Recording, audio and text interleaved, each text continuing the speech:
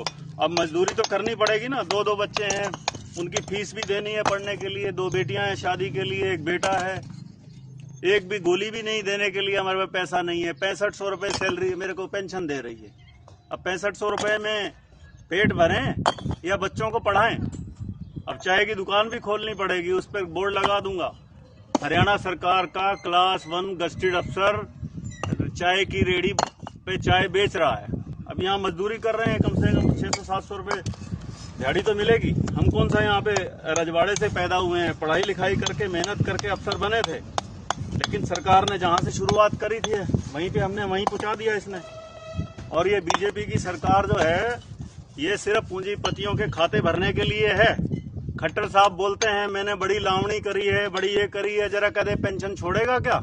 हरियाणा राज्य की उसको इतनी चिंता है, हरियाणा राज्य की उसको चिंता है कि 2030 तक दिवालिया हो जाएगा। और अभी बोल रहे हैं पिछले 3 महीने में हरियाणा ने 7500 करोड़ रुपया जीएसटी का इकट्ठा किया है। एक तरफ से तो दिखाते हैं कि हमारे पास बहुत सारा पैसा है और दूसरी तरफ दिखाते हैं कि हम दिवालिया होने जा रहे हैं। ये दो स्टेटमेंट क्या है?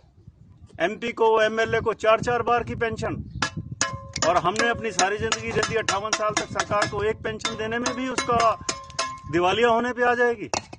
ये बीजेपी के नए कंसेप्ट आ गए हैं, सिर्फ बेवकूफ बना रही है देश की जनता को। और दोबारा अब लोगों सचेत हो जाओ, वोट की चोट दे दो इनको। जब तक वोट की चोट नहीं दोगे तो ये सुधरेंगे नहीं। कांग्रेस तो इससे लाख दर्जे अच्छे है, कम से कम मुलाजिमों के ऊपर उन्होंने अपना हथौड़ा तो नहीं चलाया। अपनी तिजोरियां भर लो और देश के नागरिकों को कर दो कमजोर। हमने जहां से जिंदगी शुरुआत करी थी वहीं पे आके पहुंच गए। अब क्लास 1 गस्टेड अफसर है या बुढ़ापे में वकालत करेंगे तो वकालत करने में तो 10 साल दोबारा फिर शुरुआत करनी पड़ेगी वहीं से। 6500 रुपये में अगर मैं बीमार हो गया तो इन्होंने आयुष्मान में भी नहीं आएंगे, हम तो पीले कार्ड भी नहीं बनेंगे हमारे, तो हम कहां जाएं? तो